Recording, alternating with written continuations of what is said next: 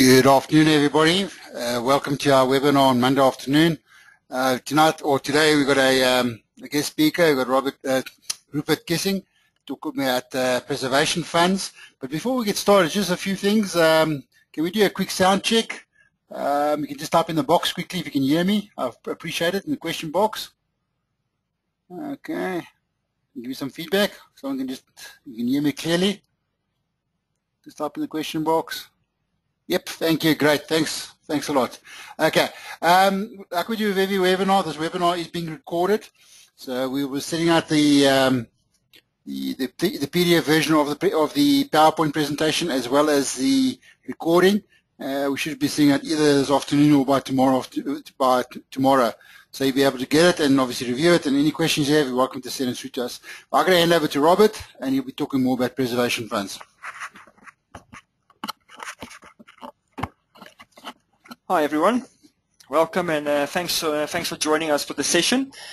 We are going to be looking at preservation funds today. So obviously preservation funds will become applicable in the case of you changing jobs, but it's not necessarily something that you should be looking or considering at or understanding only in the case of changing jobs. Right, so let's kick this off.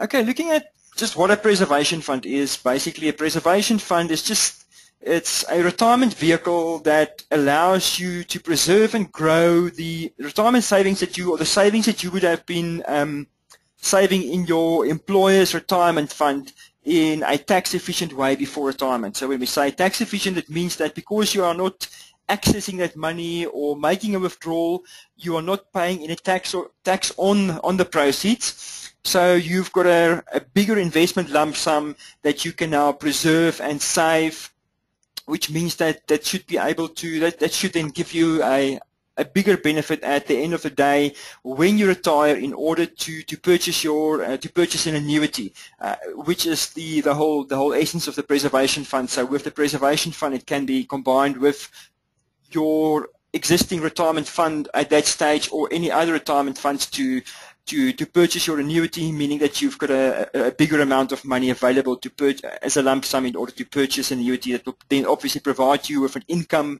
going into retirement. Also, apart from the fact that you can save your retirement fund money pre-tax, you also don't pay any tax on the investment growth in your preservation fund. So there's no capital gains tax, there's no tax or interest, and there's also no dividend withholding tax, meaning that your investment will grow from a tax point of view at a better rate than if it was in a post-tax environment. Right, so preservation funds come into play, as we just said now, in the scenario where you are, for instance, changing jobs, so the money can't stay in your employer's fund, that money has to go somewhere. In lots of cases, people decide to cash that money in. We will be looking at a couple of scenarios now as to the impact of doing that, and that's also, of course, the reason we're having this conversation here today. So in the cases of retrenchments, or if your fund is closing down, so your employer might decide to go over to a new retirement fund scheme, and your existing benefit cannot necessarily be transferred over. That's also when you will start looking at a preservation fund option. Right, before we start going into the actual details on preservation funds and how they work, etc., let's just look at some statistics in order to put the whole the reason for preserving your retirement fund benefit into perspective. So according to the Sanlam Benchmark survey, it was done last year, this is the latest one, 2014. So they do a lot of market research every year in terms of retirement funds and members of retirement funds. The average normal retirement age for members on funds is about roughly 62 years of age. 1 in 5 pensioners actually have to supplement their retirement income with part-time work. This is not because they want to or because they like to, it's because they need to. It's a pure financial necessity. About 38% of all retirees actually deplete the lump sum benefit that they get from retirement early on in the retirement years. And when we're saying early on, we mean actually as low as about 2.5 years into retirement, lump sums have been depleted. This is mainly due to the fact that a lot of retirees have still got a debt by the time that they retire, and that lump sum is then actually used to pay off the debt. Trustees also believe that only about 17%, that's the trustees of retirement funds, only about 17% of members that contribute to a retirement fund will be able to retain their current standard of living when they go into retirement. And the most worrying factor out of all, and the one why, and this is the one that we're talking about today, is that only 15% of members actually preserve their retirement fund benefit, meaning that 85% of people contributing to retirement funds actually take the cash benefit. And in many cases, it's probably not a case that the money is being saved, but it's because the money is being used or the money is needed to cover life events. Right. In order to put the whole preservation fund scenario into perspective, we are going to do look at a little exercise or example here. So we're going to do a little exercise with 3 guys. We're just calling them John, Pete, and Dave. So let's say these 3 guys have been working for the last 20 years. They started working when they were 25. They are now 45 years of age, and they've got another 20 years to go until they reach the age of 65. John, the first guy, decides that he is going to preserve the full benefit in a retirement fund. Okay. Pete decides, there's still plenty of years to go. I've still got another 20 years to retirement, many years to save. I'm only going to preserve 50%. I'll go on a nice overseas holiday and pay off some debt with the other 50% of my money. And Dave decides that he can actually do this better himself, so he decides to cash in his preservation fund. He is going to pay the tax on that benefit, and he will then get out a net amount of 793,900 Rand after tax has been paid on his retirement benefit. Right, and like I say, we're going to assume all 3 of them are going to work for another 20 years, and we're also assuming that they've got a million Rand that they have now contributed, or that they have in the retirement fund, and we're going to look at a comparison here as to the 3 different scenarios. What we've done for this exercise, we've actually used all those returns over the last 20 years to see how the money will grow over a 20-year period. Also important to remember here is that in the case of John and Pete, their retirement or their preservation funds have to be Regulation 28 compliant, which is something that we will talk about in a little bit more detail later on. On a very high level, Regulation 28 is just a limit in terms of asset classes that you can select when you are making contributions to a retirement fund or saving it in a preservation fund. And as a very rough guide, it would be you can only put 75% of your investment in equities. So for the purposes of this exercise, we've then said that 75% of the proceeds here will grow at the ALSA returns over the last 20 years, and the other 25% was then an interest-bearing investment. In Dave's case, Dave, because he cashed in his retirement benefit, is obviously no Regulation 28 compliance there, so he can invest it all in equities. Right, and here we have our scenario with our 3 different guys. So right at the top there, we can see John with his fully preserved benefit sitting on about 16.8 million Rand. So now bear in mind, the only thing that John had to do here was to take his 1 million Rand and he preserved it. No further investment decisions needed apart from obviously preserving and selecting a portfolio to invest in through the preservation fund, but that is all John did. Is he invested in the preservation fund and he left his money there. In Pete's case, he took a 50% withdrawal on his 1 million Rand, 500,000 Rand. Started to pay tax on that money, another 500,000 Rand was left. That then obviously grew to a benefit that's half the size of John's, and it was about 8.4 million Rand. Right, looking at Dave. Dave decided to go out and do it on his own here. So what we have here with Dave is, you'll see that Dave ends up on a benefit of about 14.3 million Rand, which is also obviously still short of the benefit that John has. So the big thing here for us is that Dave's got a shortfall of about 15% at the end of the day, and Pete, obviously having invested 50% less, he's got a 50% shortfall. The biggest impact here, you'll see there's a bit of an impact there right at the end in terms of Dave's benefit. You can see that dip there. Now that is due to the CGT that Dave had to pay. So having realized his investment, he would have had to pay CGT on the benefit. In the cases of Dave and Pete, because they were still in a preservation fund, and as we discussed earlier, the retirement or the investment proceeds there's no tax on the proceeds, so CGT is not something that's going to have an impact on their investment. Hence, it's not something that they have to worry about come retirement time. Right, if we look at this a little bit differently, so what we're saying here is annualized, we've got John, Pete, and Dave's return. So if we were saying that Pete and John wanted to make up the shortfall on their investment proceeds through earnings growth, what that means is that if Pete were to make up that 500,000 Rand shortfall, he would have to earn an annual rate of roughly 19.2%, and Dave would have to earn a rate of 16.5% as opposed to John's roughly 15%, which is the annualized return over the last 20 years. Now you might say, oh, that doesn't sound like too bad. Surely I can outperform by 1% or 1.5% and quite easily break even. But if we're putting that into perspective, it means that Pete will have to consistently outperform by roughly 26 or 27% every year in order to break even and make up that 500,000 Rand shortfall.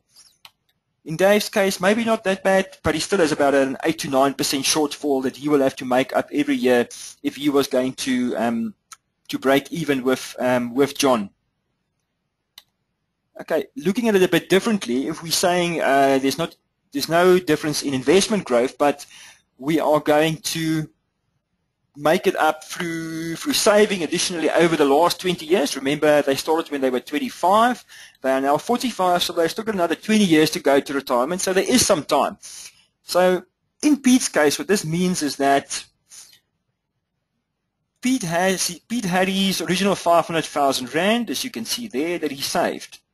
Pete will now have to save an additional 1.4 million Rand in order to break even, assuming a constant growth rate on the investments. In Dave's case, Dave will have to save an additional 379,000 Rand in order to break even. What we did here was, you'll see we've got a second scenario here for Dave. So this is just to give you a little bit of perspective on the situation. So remember, we're saying 45 years old, they've got another 20 years to save to retirement. So if we're saying here that Dave cashed in his total benefit and he didn't save any of that money, Dave would now have to, over the next 20 years, save the equivalent of roughly 2.9 million Rand in order to get a benefit that is the equivalent of the 1 million Rand that John put away. And remember, John is not making any additional contributions to this fund. All John did was to put his 1 million Rand away. Dave will now have to save almost 3 times as much in scenario 2 in order to break even.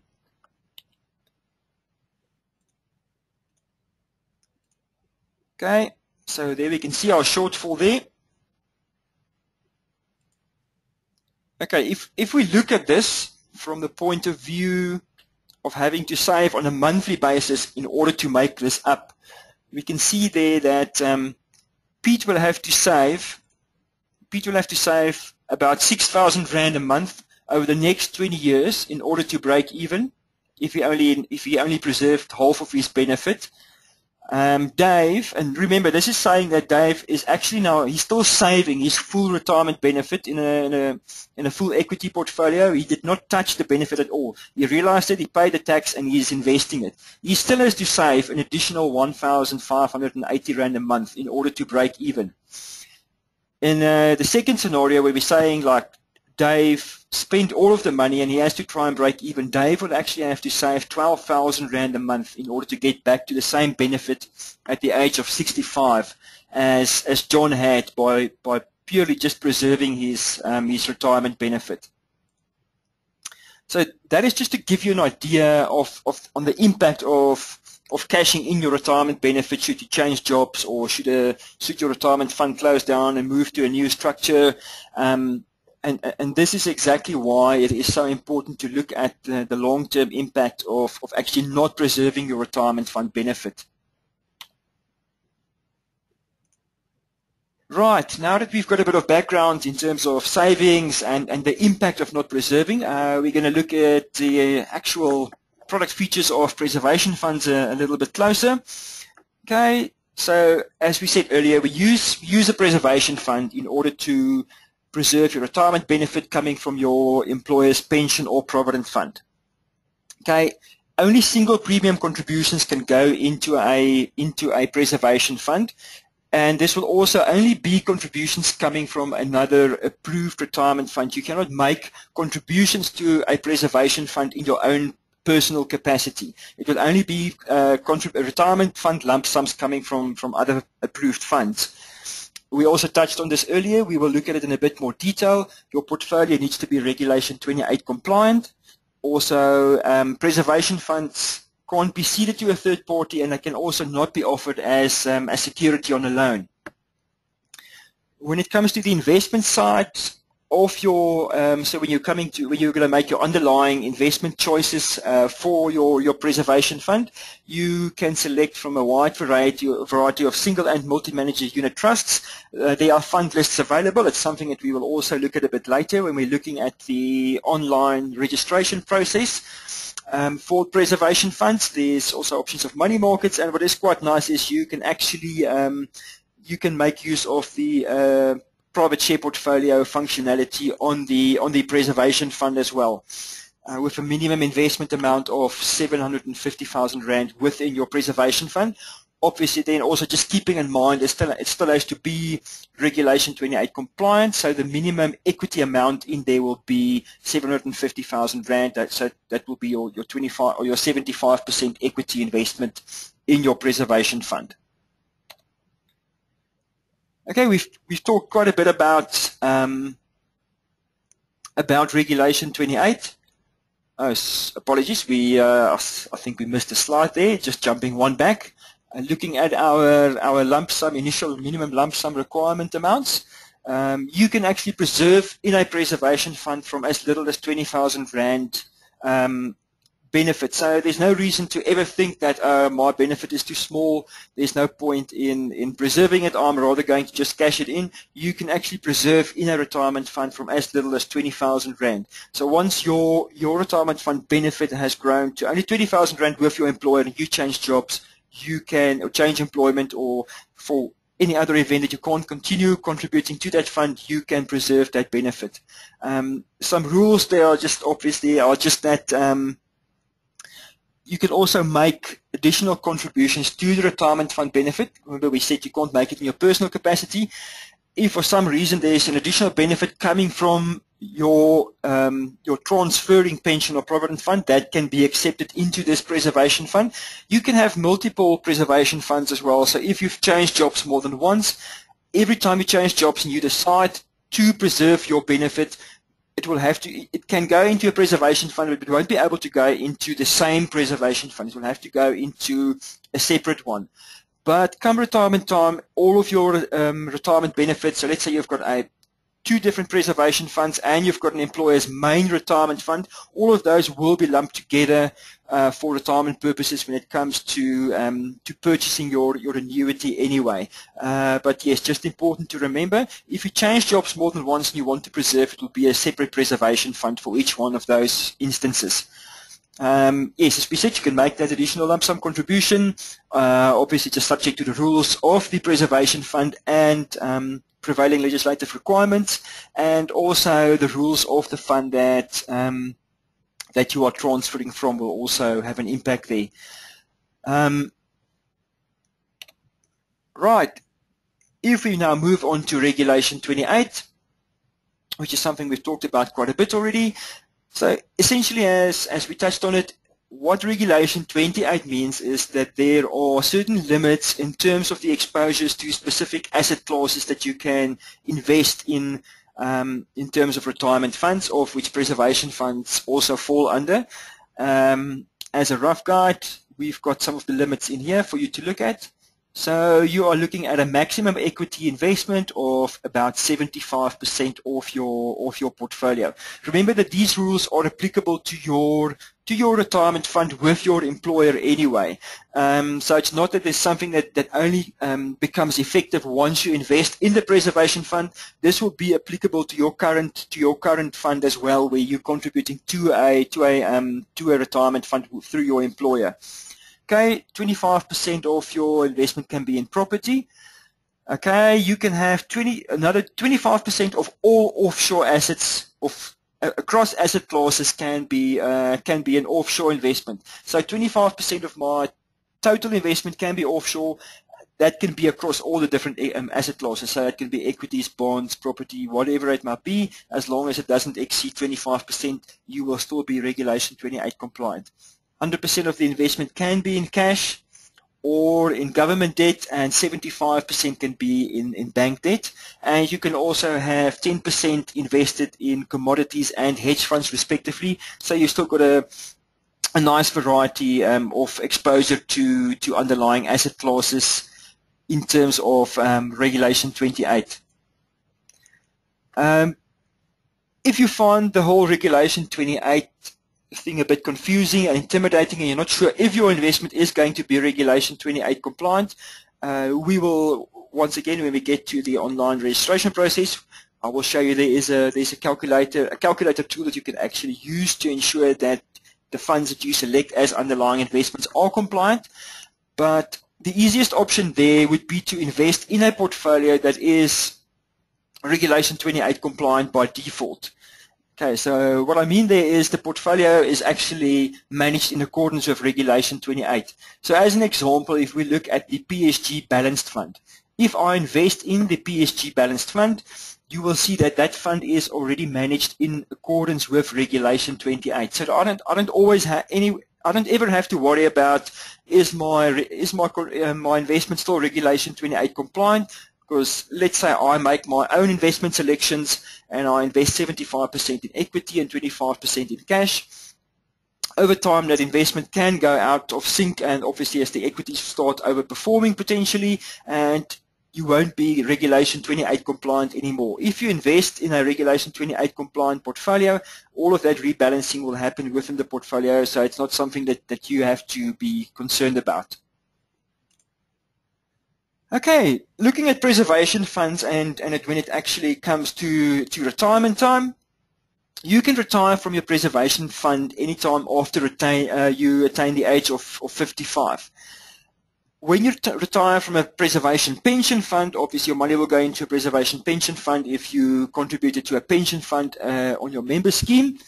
You are allowed to take up to 1/3 of the contribution of your benefit as cash, and the rest has to then be used to purchase an annuity. That can be any form of annuity, including a living annuity, which is also offered by PSG Wealth. Should the proceeds or the benefit be smaller than 75,000 Rand in your preservation fund, you can actually take the whole amount as a cash benefit. You don't have to comply with the 1/3, 2/3 rule. That lump sum benefit will be paid out after tax is deducted. PSG Wealth or your product provider will have to apply for a tax directive from SARS. SARS will then instruct them how much tax to deduct, and the benefit that the investor gets out at the end of the day will be net of tax. We will look at the tax rates there as well. Just now it is beneficial compared to your normal average tax rates, and even more so if you hang in there until retirement time. You will see that there's quite a bit of a benefit compared to making withdrawals from your preservation fund before retirement time. Looking at provident funds, they do work slightly differently. With a provident fund, currently you can elect to take the full amount as a lump sum. But should you choose not to, you can also split it 1/3, 2/3 as you like. But with the provident fund, you can actually split it any way you like. So if you just want to use the whole the whole investment to buy a living annuity or an annuity, you can also do that, but there's no rule currently that enforces you to do that with the 1/3, 2/3 rules as you have with a pension fund. That will change with retirement form coming in next year, but we are still waiting to get clarity as to exactly what is going to happen in terms of the retirement reform. A member can also retire from a preservation fund before reaching the age of 55 on the grounds of ill health, provided that medical evidence is provided to the trustees of the preservation funds, and that the preservation funds do then grant the retirement benefit in terms of ill health retirement. Okay, looking at the death benefits of preservation funds, your death benefit will be the value of the investment account. So whatever you preserved plus any investment growth, that is what the death benefit will be on your preservation fund. You can nominate beneficiaries on the preservation funds, but important to remember here as well is that the benefit will not necessarily be paid to beneficiaries. The benefit will be paid in terms of Section 37 of the Pension Fund Act, which states that the trustees of the fund will look at the needs of dependents first and then beneficiaries. So if there is any minor dependents, for example, the benefit will go to those dependents before it goes to the beneficiaries. The benefit being paid out to those dependents or beneficiaries can then be paid out either as a lump sum, or it can be paid out, or they can elect to also purchase an annuity as you would when you retire, and it can then provide them with a monthly income. Also, the death benefit of your preservation fund does not form part of your estate. It falls outside of the estate. Okay, you can withdraw from a preservation fund. You are allowed to make one withdrawal from a preservation fund, either in full or partial. Remember here that if I do make a partial withdrawal from the fund, the rest of the monies I can then not access until such time as retirement. And also, if you at some stage have made a withdrawal before joining the preservation fund, you will also not be able to access the money in the preservation fund there.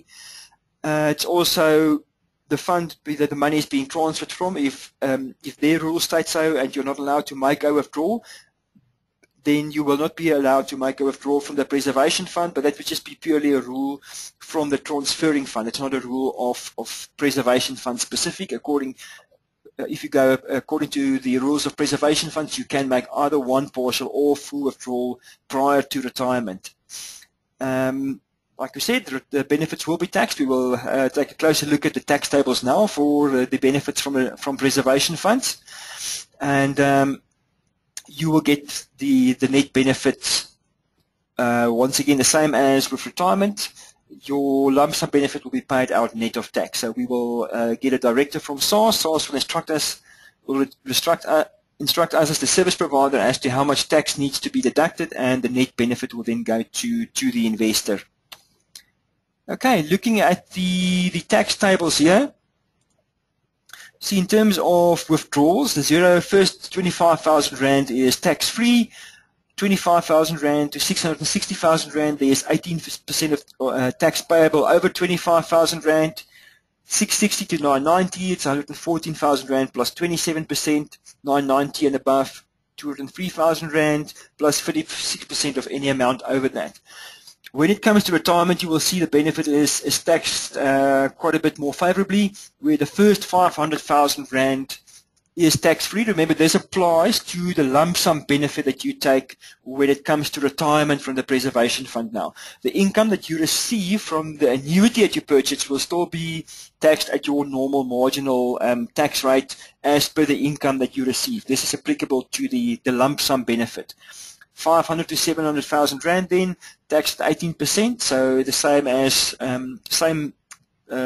percentages and scales as with withdrawals.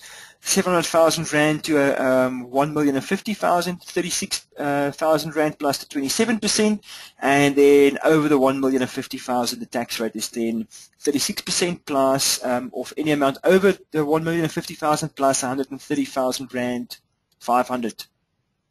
Right, so that takes care of the tax structures in terms of your preservation funds.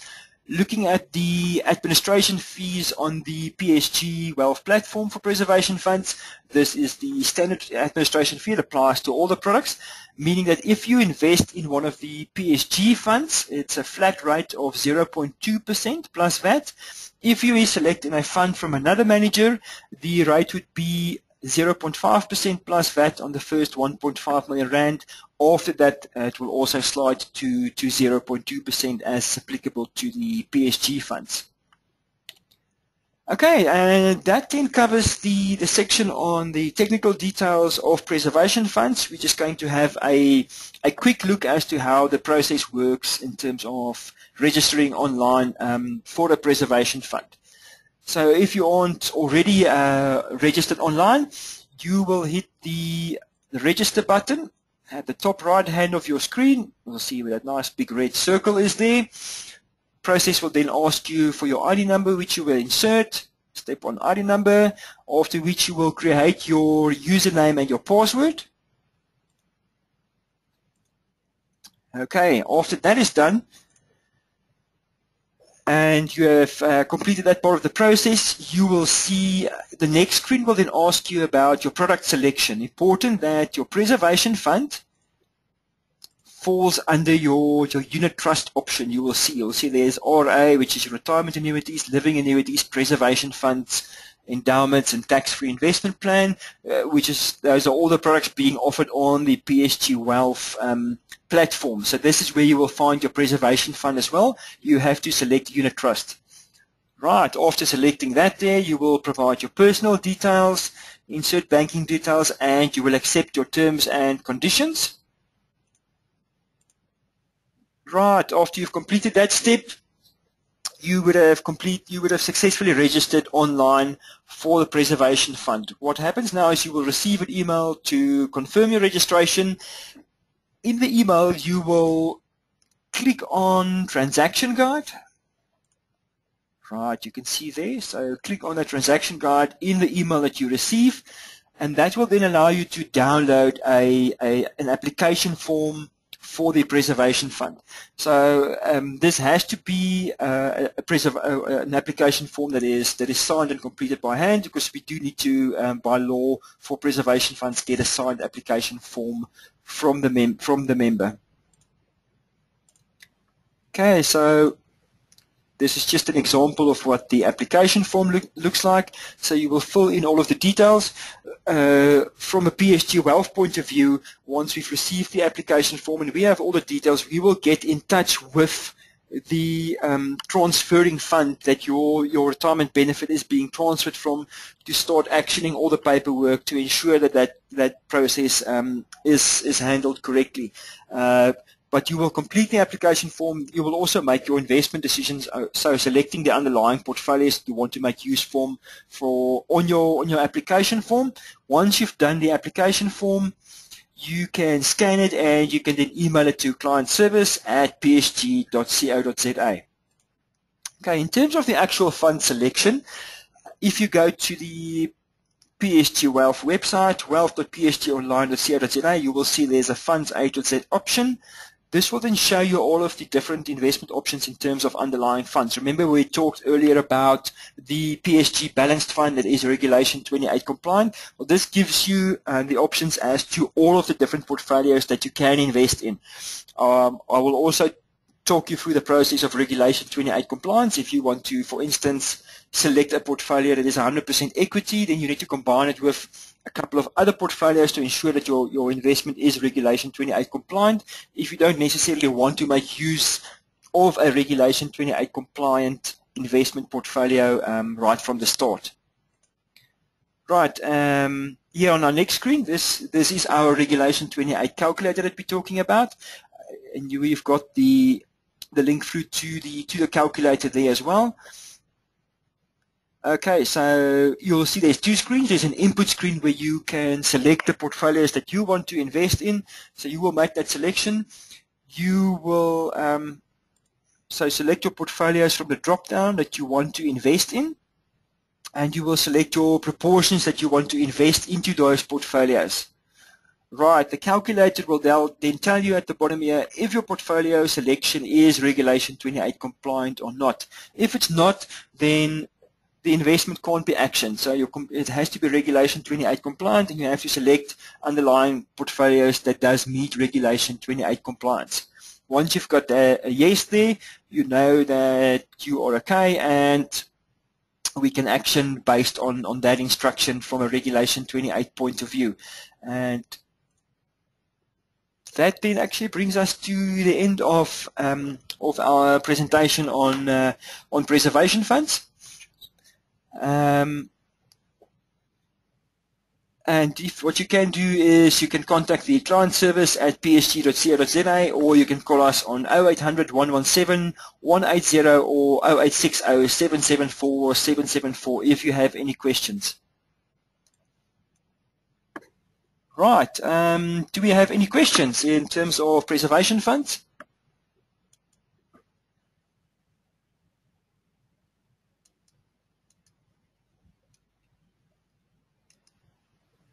Right, I see we've got a question here. Let's quickly have a look.